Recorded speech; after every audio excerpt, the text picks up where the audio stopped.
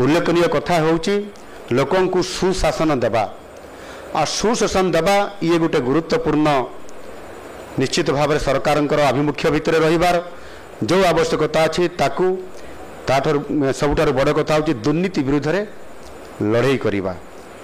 आज आप देखंतु पीएन ठारू आरंभ करी आईएएस पर्यंत कौन सी दुर्नीतिग्रस्त ऑफिसर आज सुरक्षित नहांती। जदि दुर्नीति करिवो जेल जीवाकू पड़िवो ता छड़ा द्वितीय रास्ता आउ नाही। एहाकू आम सरकार सुनिश्चित करिसंती एवं सेथिपाई आमे संपूर्ण भाव में दुर्नीति मुक्त करिबा पाई निरंतर भाव आम सरकार ये काम को आज करुछंती। साधारण जनता और लोकंक भितर थिबा कृत्रिम प्राचीर ताकू आम सरकार आज धूलिसात कर देइछंती।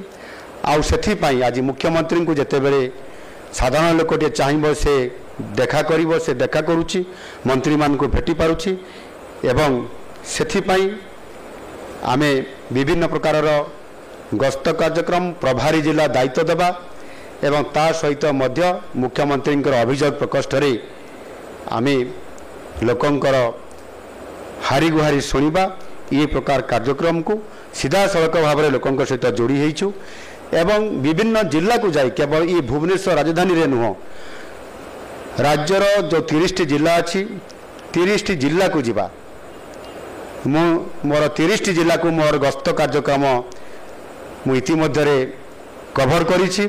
सबु जिला को जाइछि लोकंक संगे मिसिछि विभिन्न प्रशासनिक कार्य रिव्यू करिछि एवं सेथिपाई जो फीडबैक मत मिली से आधार लोकं को सुशासन देवा ये मो परम कर्तव्य और आम सरकार प्रति मंत्री परिषद प्रत्येक सदस्य समस्ते यार ऊपर फोकस करुछंती।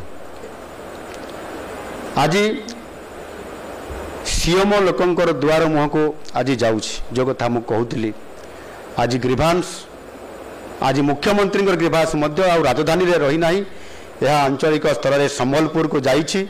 आगामी दिन में मध्य विभिन्न आमर जो अंचल अच्छी से जिला मान को जाई सेठिरे मध्य लोकंकर गुहारी सुनिबा एक कार्यक्रम आज करा जाउछि।